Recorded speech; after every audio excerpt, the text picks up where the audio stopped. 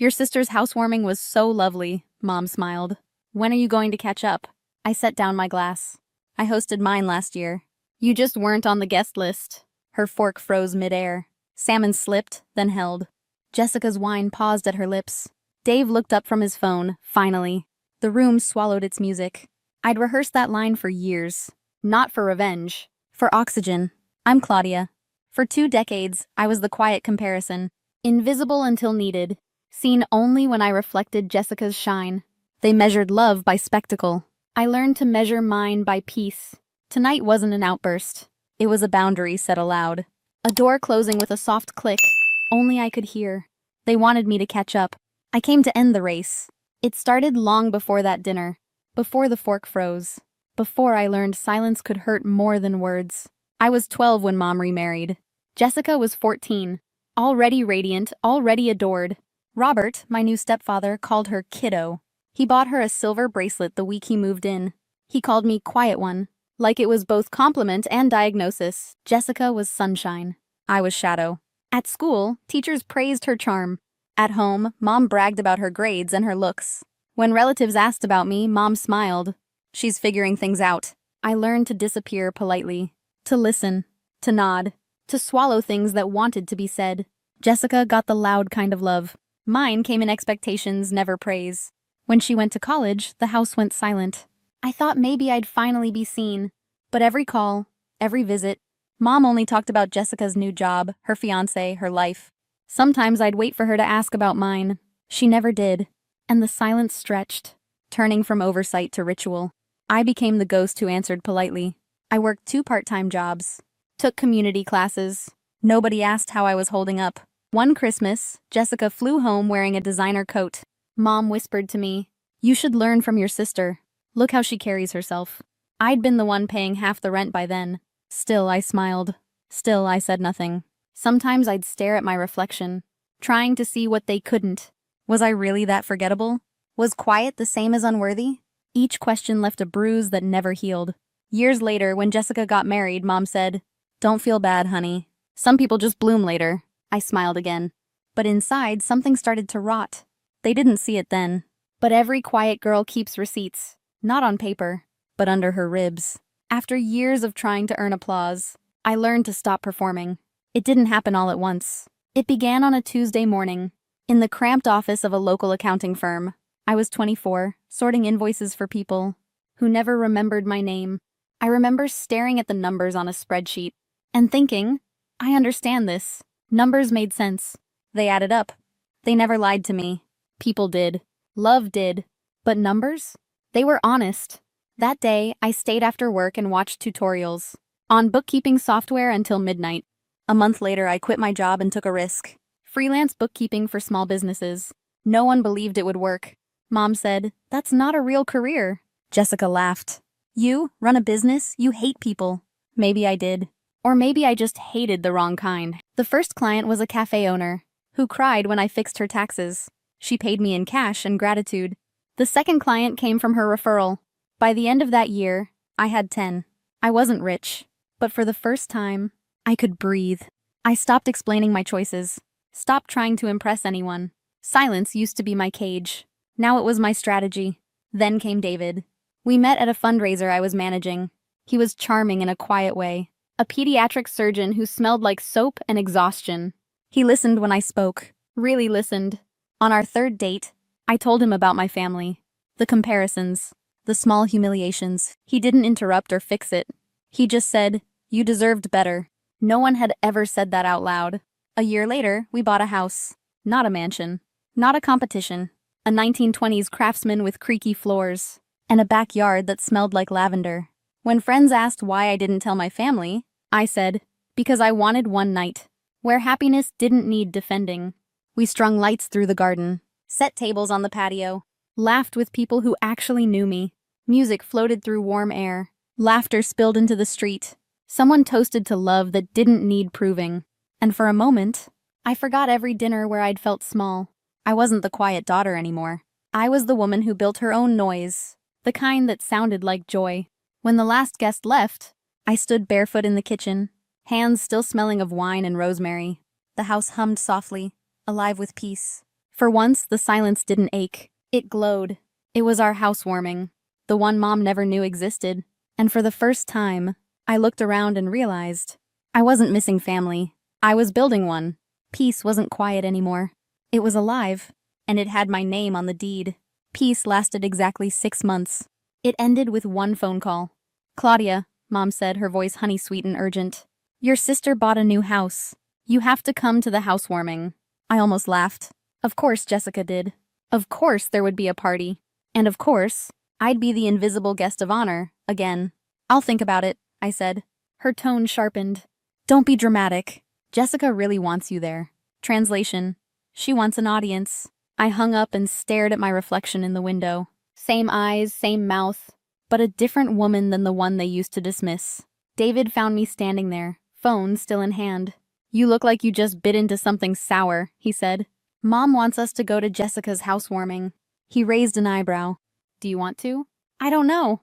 I looked at him, my anchor, the life I'd built from the ground up. Part of me wanted to decline, but another part, the small bruised girl inside, wanted them to see what I'd become. So we went. Jessica's house was enormous. White marble, gray furniture, and not a speck of warmth anywhere. 50 people filled the space, all perfectly styled for Instagram. Jessica glowed under the lights, wearing a designer dress that whispered wealth and screamed desperation. She hugged me with the practiced grace of someone who knew how cameras worked. "Claudia, you made it!" Her tone was light, rehearsed. The scent of expensive perfume and tension hung between us. Mom arrived minutes later, beaming as if she'd built the house herself. She introduced us to strangers, as Jessica's sister and her husband, never once saying my name. David noticed. His hand found mine under the table. He squeezed once, a silent reminder. You don't need their validation anymore. But when Jessica gave her grand tour, I felt that old sting. Each room was bigger, flashier, filled with things but empty of joy. "This is our dream kitchen," she said proudly. "It's probably bigger than your whole house." 3 years ago, that would have gutted me. Now I just smiled. "It's beautiful, Jess." "Really?" Her smile faltered, just slightly. For the first time, she didn't know where to aim her superiority. Later that night, I caught my reflection in one of her spotless mirrors. Same face, new piece. She had marble counters. I had freedom. And for the first time, I realized those weren't the same thing. I left the party feeling lighter than I'd arrived. Not because they finally saw my worth, but because I no longer needed them to. The moment I stopped wanting their approval was the moment I became untouchable. The peace didn't last long. It never does with my family. The call came on a Thursday. I was reviewing a client's report when Mom's name flashed. Against my better judgment, I answered. "Claudia, sweetheart," she began softly. "I didn't want you to hear this from someone else. Jessica's getting divorced." I said nothing for a moment. 1,000 memories flooded back. The house, the marble, the show. "I'm sorry to hear that," I said finally. "And I meant it. She's having a really hard time," Mom continued quickly. "The mortgage is huge. Mike's being difficult about the settlement. She might lose the house." Then came the pause. "The hook. I was hoping you could help her out. Just until she gets back on her feet." I stared at the wall. The room felt smaller, the air too thin. "Mom," I said slowly, "you remember when I was in community college? You told me to work harder instead of expecting help." "That was different," she said quickly. "You didn't have children or a mortgage. Jessica's situation is self-inflicted," I cut in. "She bought a house she couldn't afford to impress people who don't even like her." "Claudia," she snapped. "Family helps family." I almost laughed. "Really? Because for 30 years, family meant me helping all of you." The silence that followed was heavy, the sound of truth hitting a wall. That night I told David. He listened quietly, fingers interlocked. "So," he said, "your sister spent herself into debt, and your mom wants you to fix it?" "That's about right." "And what if you say no?" "They'll hate me." He shrugged. "Then they'll just have to hate you." I wanted to believe it was that simple, but family guilt runs deep, especially when you're trained to earn love through sacrifice. 2 days later, Jessica called. Her voice cracked. "I can't believe you're refusing to help me. I'm your sister." "I'm not refusing to help you," I said evenly. "I'm refusing to enable you. So you'd let me lose my house just to make a point? I'd let you learn what responsibility feels like." She hung up. For weeks, my phone buzzed nonstop. Mom, Dave, guilt in every message. What happened to compassion? We didn't raise you to be this cold. But one message I saved, from David. It said simply, proud of you. Boundaries aren't cold. They're freedom. I didn't feel guilty. For once, I felt strong. Maybe peace isn't quiet. Maybe it's finally saying no. The storm had passed. And for once, I didn't feel empty. I felt free. She thought losing the house would break her, but it set her free. Months passed. The silence that followed felt strange at first. After years of chaos, quiet can sound like guilt. But slowly, it started to feel like peace.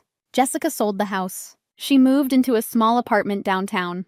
For the first time, her life looked real, not rehearsed. She got a job she actually liked. She learned to cook. She started therapy.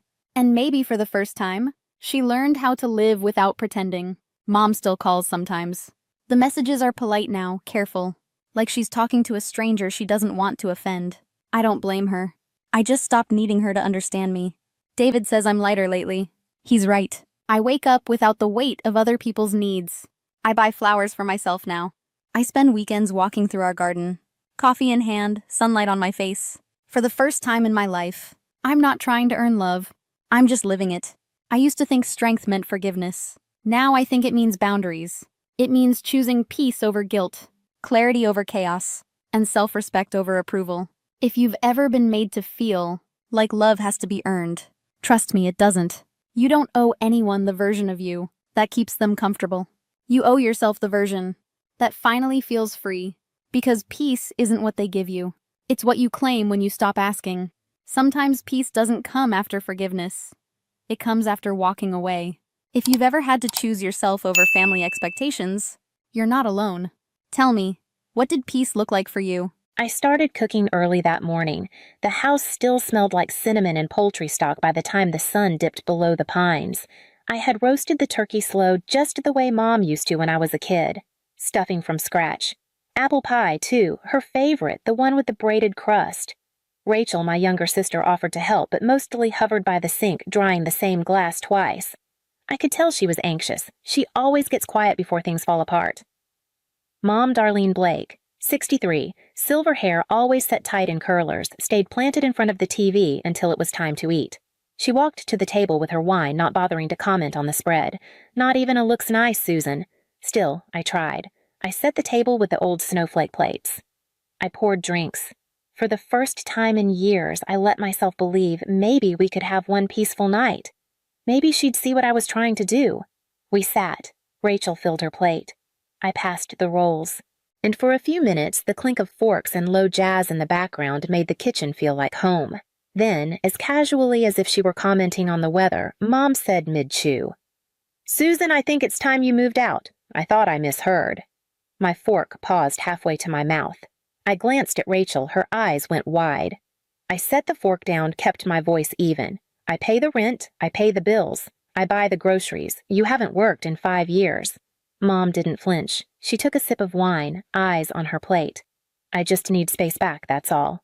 Like I'd been squatting in the home I've been holding up by my fingertips. No one said anything, not even Rachel. I don't remember the rest of that meal, just the way the candlelight flickered against her glass and how small I suddenly felt in a house I thought was mine, too. I moved back in the year Mom lost her job at the clinic. She said it would be for a little while, just until she got back on her feet. I still had my apartment back then, a quiet one-bedroom with carpet that never quite vacuumed clean, but it was mine. Still, I packed my things and came home thinking I'd be there for maybe 6 months. That was nearly 5 years ago. At first I didn't mind. I could work remotely. I had a steady job in IT, good health insurance. I paid the mortgage to keep us afloat, then the utilities, then the groceries. It wasn't even a conversation. We both just let the arrangement expand until it filled every corner. I paid for her medications, for Netflix. I bought the new router when she said the Wi-Fi was unbearable. I told myself it was what daughters do. The first time she snapped it was about the sink. One bowl left from lunch, and suddenly she was sighing loud enough for the neighbors. Then came the digs. Some people don't understand how to respect a shared space, followed by silence that lasted for days. Other times it was the sound of me laughing during a late-night call with a friend. "Your voice carries," she'd say, her mouth tight. Or if the mail was late or the garbage hadn't gone out, somehow it looped back to me. I kept brushing it off. She's going through something, I told myself. She raised me. She gave me everything when I was small: homemade lunches, rides to piano practice, the long talks on the porch after my first heartbreak. That version of her felt like someone I still owed something to. So I kept paying. I kept quiet. I let her tell our relatives that I was staying for a bit while job searching, even though I never stopped working. I let her have her version of things. But bit by bit, it started to wear. I began feeling like a guest in the house I was financing, like I had to knock before entering the kitchen. Like my presence was something she tolerated, not something she leaned on. And still, I stayed. Because part of me thought if I just held on a little longer, she'd see it. She'd see me. I didn't sleep much that night. I sat on the edge of my bed, still in the sweater I wore to dinner, watching the shadows shift across the ceiling. The house creaked like it always did in winter pipes, settling old wood, groaning, but this time it felt different, quieter somehow, colder. She didn't knock. Didn't come down the hall to ask if I was okay. No, she'd gone to bed with her wineglass half-full door closed behind her. So I packed, not with rage, not with sadness, just with a kind of quiet I didn't know I had in me. A small suitcase, laptop, a few changes of clothes, toothbrush, charger. I stood in my room for a long time before turning off the light. There wasn't a plan. I hadn't made calls or checked listings. I just knew I couldn't wake up in that house one more day pretending we were still family. When morning came, I waited until I heard her snore through the wall, deep, heavy, and then I opened the front door slow enough not to let it creak. No goodbye. No letter on the counter. Just one last glance at the kitchen table where the pie still sat untouched. I pulled the door closed behind me, careful not to let it slam. Outside, the sky was gray. The cold bit at my throat as I stepped off the porch with nothing but my suitcase and the sound of wet leaves underfoot. I told myself maybe she'd call. Maybe she'd text, ask where I was, ask if I had somewhere to stay. But as I reached the street and kept walking, that hope shrank with every step. Mason didn't ask questions when I showed up at his door with a suitcase. He just stepped aside, pointed toward the couch, and said, "Blankets are in the hall closet. Bathroom's still broken, so jiggle the handle." I hadn't seen him in months. We used to work together, same office, different teams, but we kept in touch. He always had this way of making silence feel like company, not pressure. His place was small, mismatched mugs, a dent in the fridge door, carpet that smelled faintly of lemon cleaner. But it was warm and still. I lay on the couch that night, wrapped in a faded comforter, and listened to the hum of the radiator. No footsteps above me, no tense quiet from the hallway. I cried for a few minutes. Not because I missed her. I wasn't even sure I did, but because my body didn't know how else to react to stillness. The next morning, Mason handed me a mug of black coffee and a set of spare keys. "Stay as long as you need," he said. It took 3 days to find a studio apartment on the edge of town. The building was old, but the floors were clean and the windows opened. No one gave me a look if I played music after 10.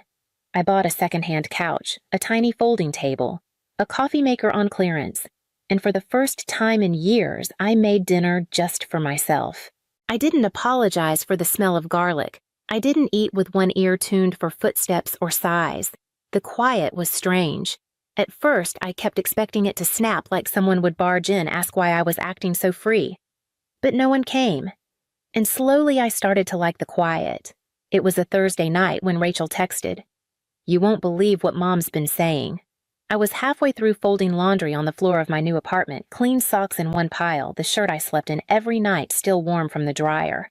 I stared at her message thumb hovering over the screen. I called her. She picked up fast, like she'd been waiting. Her voice was low.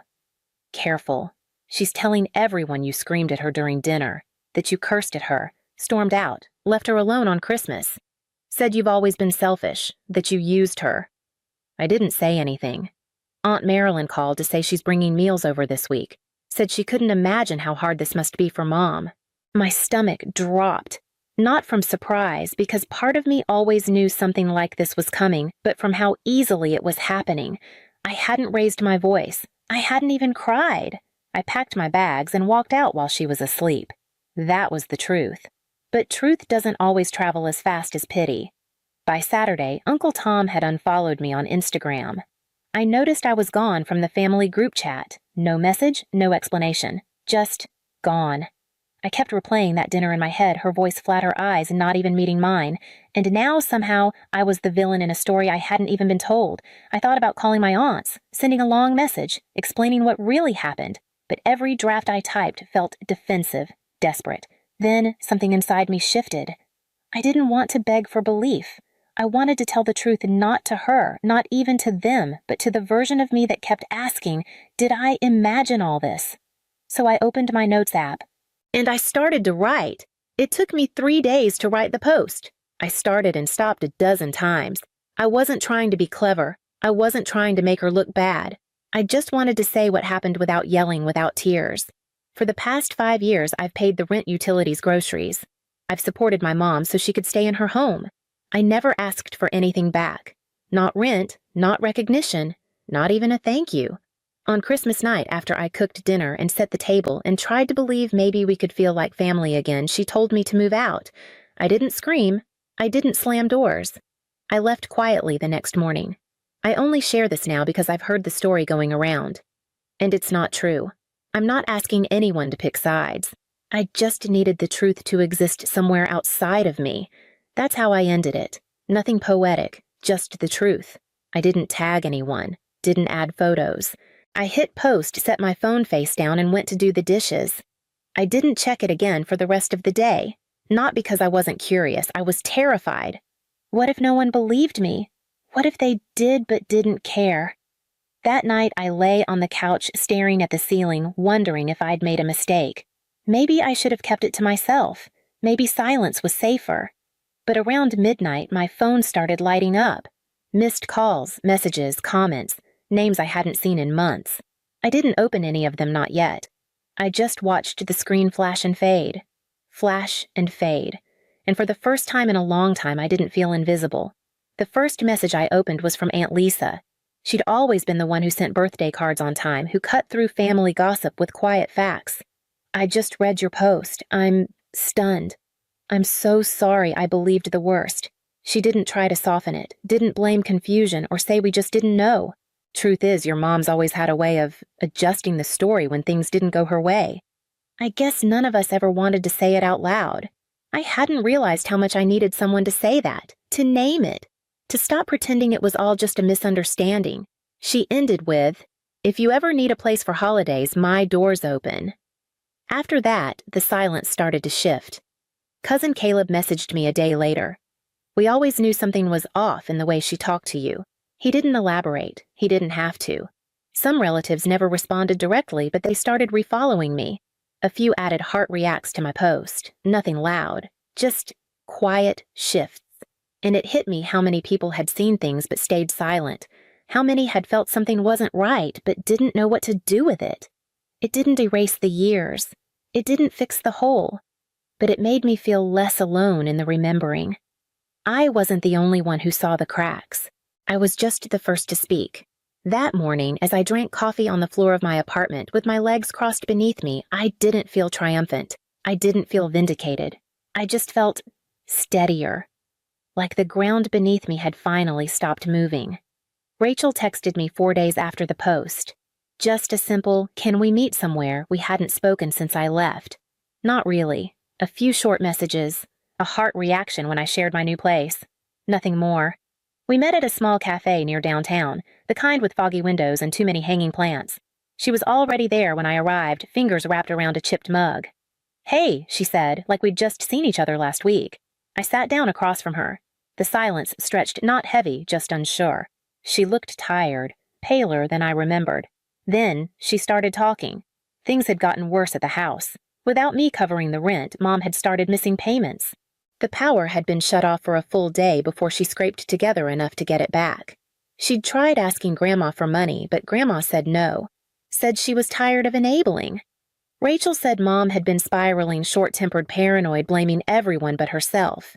And then she paused, looked down at her hands. "I used to think you were overreacting," she said. "I told myself you were too sensitive. Or maybe just tired. But watching her now," she shook her head. "You did the right thing by leaving," she said. "You should have left sooner." I didn't answer right away. There was a lump in my throat I didn't know how to speak around. Hearing those words from the only other person who knew what that house really felt like was like someone unlocking a door I hadn't realized I was still pushing against. She said she wanted to leave too, when she could afford it. I told her I couldn't offer money, but when she was ready, truly ready, I'd help however I could. I wasn't going to let her fall. Not like I had.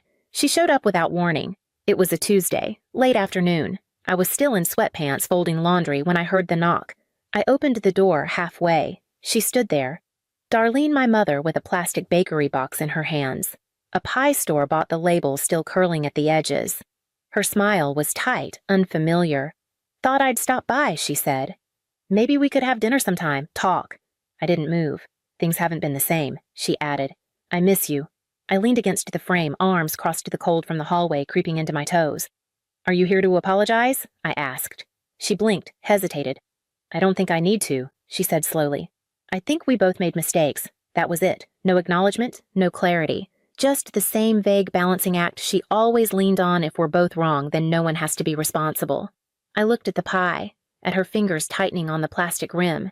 "I wish you well," I said quietly. Then I stepped out, pulled the door gently behind me, and left her standing in the hallway. I didn't raise my voice. I didn't tell her what she'd done. I didn't take the pie. I didn't need to. The moment had already passed. It's been a few months. The apartment still smells like new paint and store-brand candles, but it's starting to feel like mine.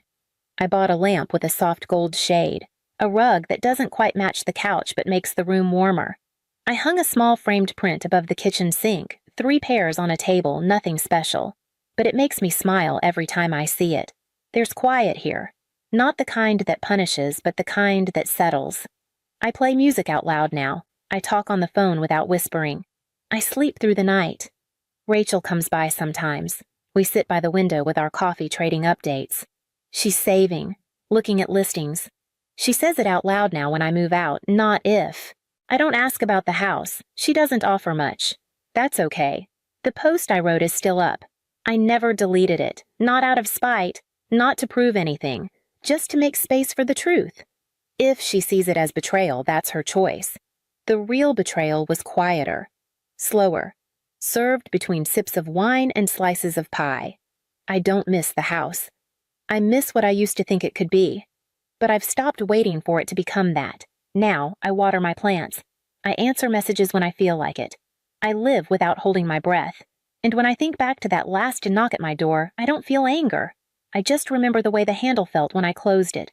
Not hard, not rushed, just final. You don't have to tell the whole story. Just leave a single dot if you ever walked away from a place called home and no one asked why. I came back on a Monday. I remember because the plane landed just after dawn, and by the time I reached the front steps of my apartment, the sunlight had already spilled across the brick like someone had laid gold leaf on every edge. It should have felt like coming home. But the second I opened the door, I knew I wasn't supposed to be there. There was music, but not the kind you dance to. Drumming low and steady. A hum of voices, and the smell something earthy like sage or cedar heavy in the air. I stepped inside and froze. My living room had been transformed into a sacred circle. Dozens of women, some barefoot, others in linen shawls, sat cross-legged on floor cushions arranged around a candle-lit altar. Bowls of dried lavender and herbs sat on trays that used to hold my books. On the wall, where my father's framed photo had hung, was a printed banner that read, "Blessing way for Kelsey mother to be light of our lineage." Kelsey Blake. My sister. Younger by 2 years, louder by instinct, and always someone who had a way of bending rooms around her without asking.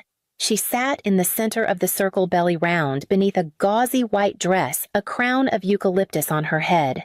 She looked like she'd found her throne, and she was seated on my meditation cushion. I hadn't seen Kelsey in over 2 months. The last time we spoke, she had texted me once. "Let us know when you're back from Seattle. Hope it's going okay?" That was 6 weeks ago while I was helping care for my late boyfriend's mother in hospice. A quiet goodbye for a woman I'd grown to love, and now it seemed the last quiet moment I'd have for a while. No one noticed me at first. Or maybe they did, and just didn't react. I stood at the doorway with my carry-on still in hand. A woman I didn't recognize looked up and smiled gently as if I were just another guest. She whispered, "Shoes off, love," then turned back to the ritual. I didn't move. Then my mother, Marjorie Blake, appeared from the kitchen. Pearl earrings, smooth blouse tucked into slacks that said, "Hostess with good intentions." She glanced at me just once, then stepped closer. "Just go with it," she said softly. "You weren't really using the place anyway." She took a folded cloth from the counter and handed it to me. I didn't take it, because suddenly I couldn't remember how long this had been happening, how long they'd been gathering in here in the place my father left to me, how long my name had stopped being on the door, even if the lease still said otherwise. ChatGPT said I didn't speak. I didn't take off my shoes.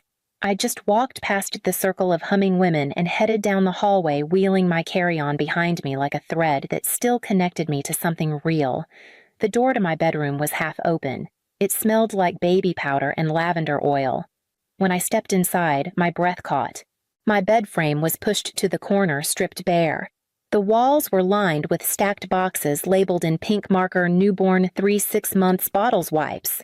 A folded stroller leaned against the window. On my bookshelf, at least where it used to be, there was now a row of diaper bins and breast pump parts, some still in their packaging. They hadn't even tried to make it temporary. This wasn't a storage nook. This was a nursery supply room. I set my suitcase down slowly, then opened the closet. Gone. All of it.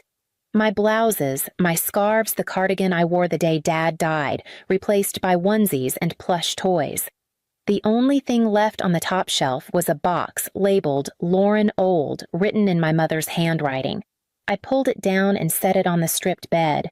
Inside were fragments of who I used to be. A pair of beat-up journals, one with the spine cracked from use, the other still half full.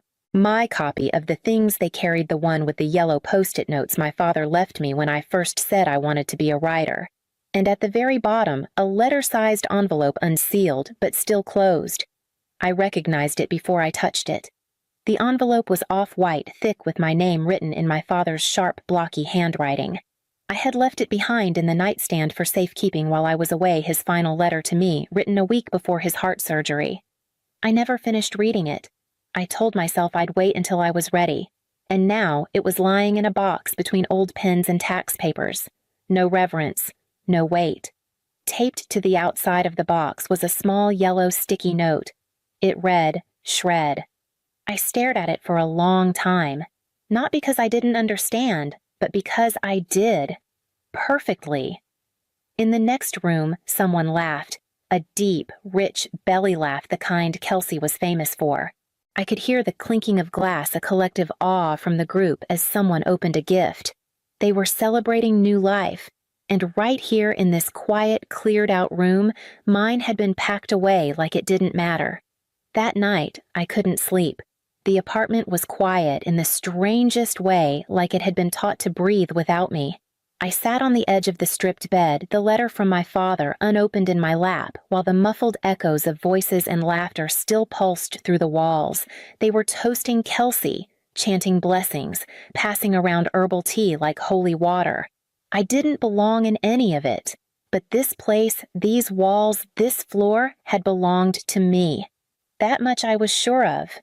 I turned on my laptop, fingers trembling more than I expected.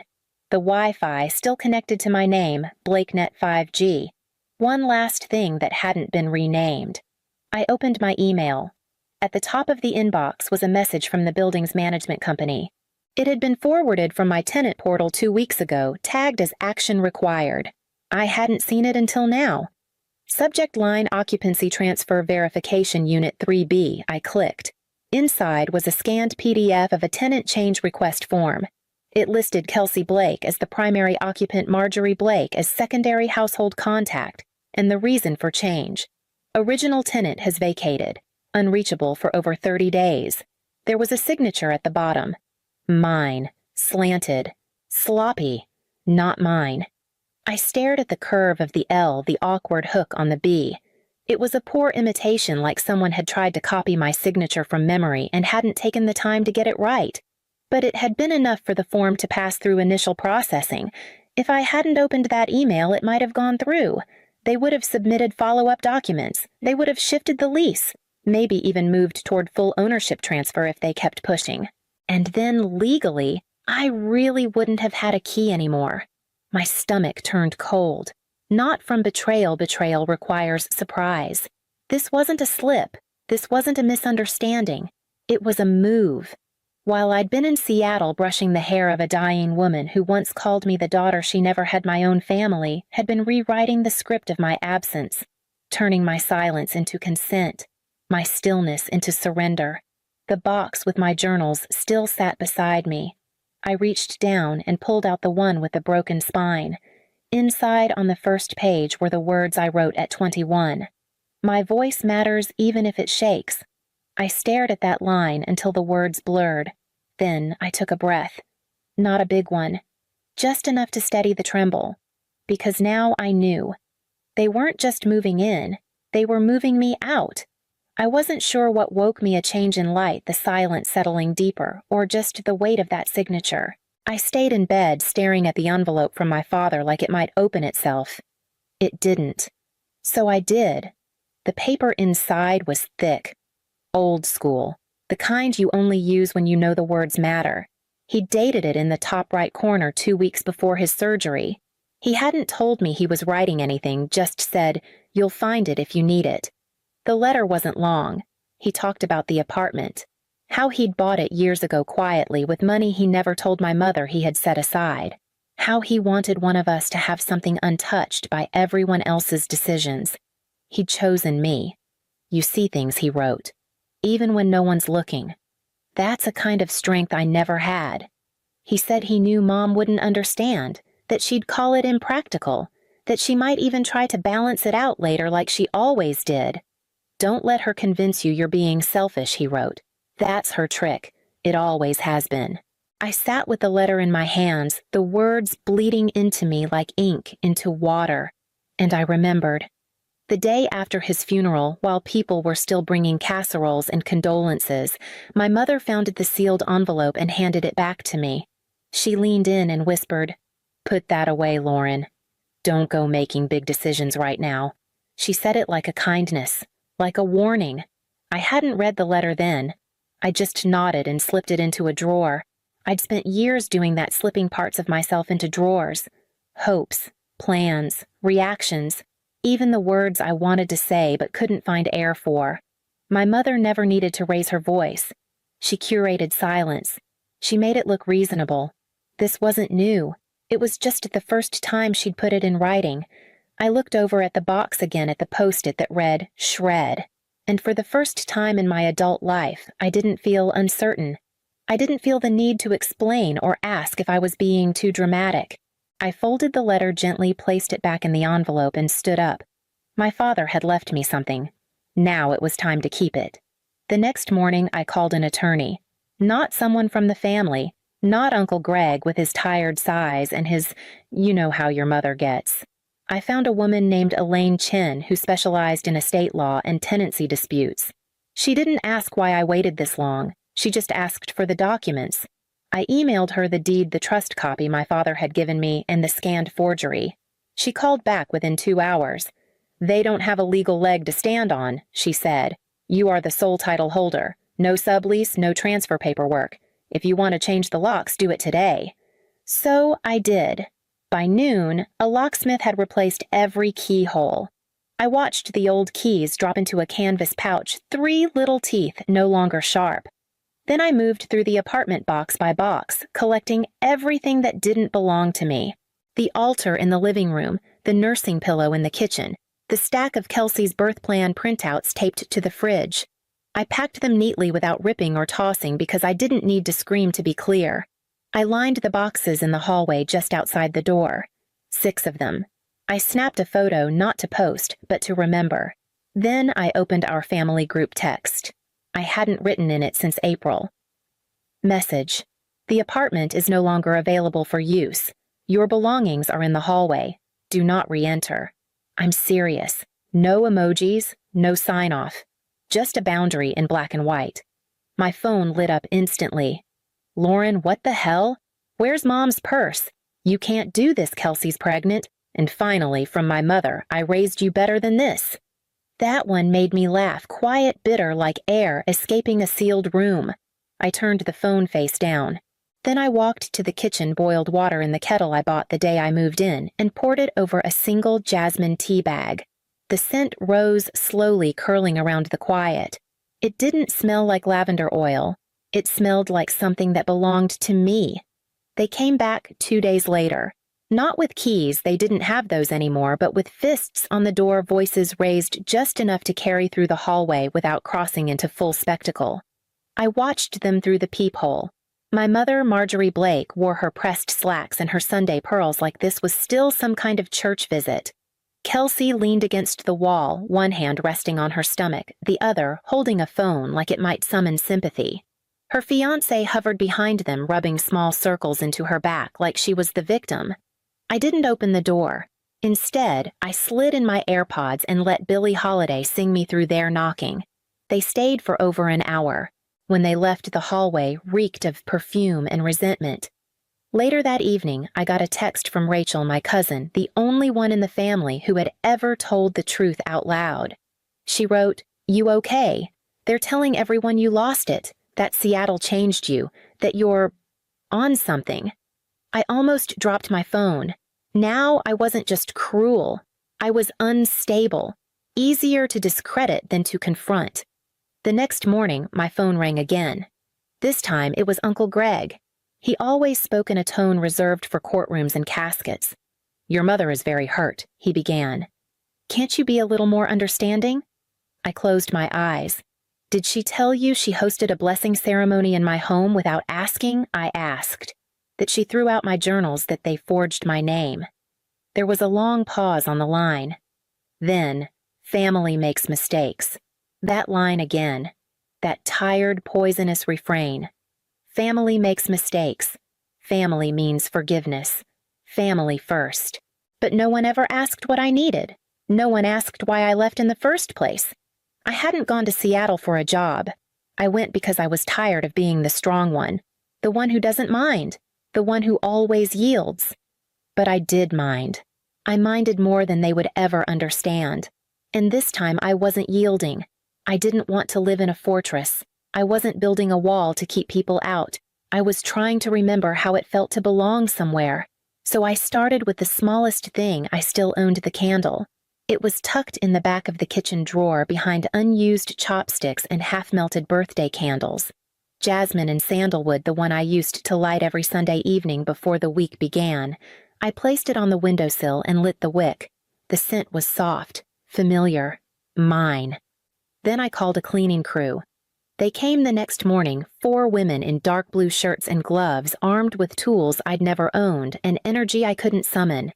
They moved like surgeons, scrubbed away lavender oil from the walls, wiped down the fridge door where sticky handprints lingered in faint pink. They vacuumed the carpet in long, straight lines, lifting out the party confetti that had nested deep in the fibers like it belonged. When they left, the space was hollow in a way that didn't feel empty, it felt open. I repainted the walls, nothing dramatic, just a clean white that caught the morning light the way my dad always said good rooms should. I rehung the photo of him in the hallway next to the bookshelf I rebuilt from scratch. His reading glasses now sat on top untouched but not forgotten. Then I called a designer, not for luxury, for meaning. She listened as I explained what I wanted: a quiet space, a place for writing, for gathering, for remembering. She asked if I wanted to rent it out again, but I shook my head. "I want it to be a studio," I said, "for women who've been erased." She didn't ask what I meant. She just nodded. 2 weeks later, the space was ready. There were shelves lined with poetry by women who'd survived things they never spoke of. A table with mismatched chairs that invited conversation, not hierarchy. A basket by the door with slippers in every size. I registered it as a nonprofit. I called it the Quiet Room. Not because it was silent, but because it was sacred, because it was the first place I'd ever known where silence didn't mean surrender. And when I sat in the center of that room alone with Jasmine in the air and no one asking me to shrink, I realized I hadn't rebuilt the apartment. I'd rebuilt me. The message came as I knew it would. It was a voicemail from my sister Kelsey, her voice sugar-coated with the kind of softness that always arrived just after damage had been done. Hey, Lauren. Just wondering if we could swing by for a couple hours. We, left the bassinet and a few of the gifts. Mom said you'd understand. I stared at the screen unmoved. Understand what? That I was supposed to hold the door again. That they could erase me, then ring the bell and expect the welcome mat. I didn't respond. Instead, I went to the closet and pulled out the one thing I hadn't returned tossed or donated the guest book from the Blessing Way. It had been sitting at the bottom of a crate, wedged between unused votive candles and a half-inflated balloon. I took it to a local print shop, had the pages rebound in black leather, sharp, clean edges, no flourish.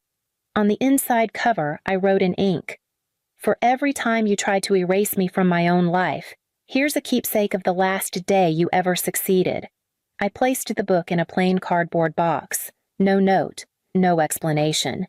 Then I drove to my mother's house. I didn't ring the bell. I didn't knock. I left the box on her porch and walked away. By the time I returned home, the building manager flagged me down. "Miss Blake, that woman you warned us about?" She showed up again. Security footage showed my mother standing in front of the elevator holding the guest book like it burned in her hands. She didn't ask to be let up. She didn't say a word. She just stared at the camera. Then she turned and walked out the front door. They stopped coming. No more knocks. No more voicemails disguised as apologies. No more last-minute invitations to gatherings I was never meant to belong to. Just quiet. I didn't post about it. I didn't text Rachel. I didn't even light the candle that night. I just stood by the window with a glass of orange juice and let the silence settle around me like a soft coat I hadn't worn in years. For the first time in a long time, I didn't flinch when the elevator dinged. I didn't tense at footsteps in the hallway. I wasn't waiting for the next violation. The door stayed closed, and it stayed mine. The building manager said my mother hadn't returned since the day of the guest book. She didn't file a complaint. She didn't follow up. He said she just left. And somehow that was the clearest message she'd ever sent. No tantrum, no spectacle. Just gone. I stood on the balcony that night, the city flickering quietly below me like it was breathing on my behalf. And I whispered just once, not to anyone, not for anyone. This is mine now. 3 weeks later, I got one last message from Kelsey. It was a photo, her standing in front of our mother's old house keys in one hand, the baby on her hip.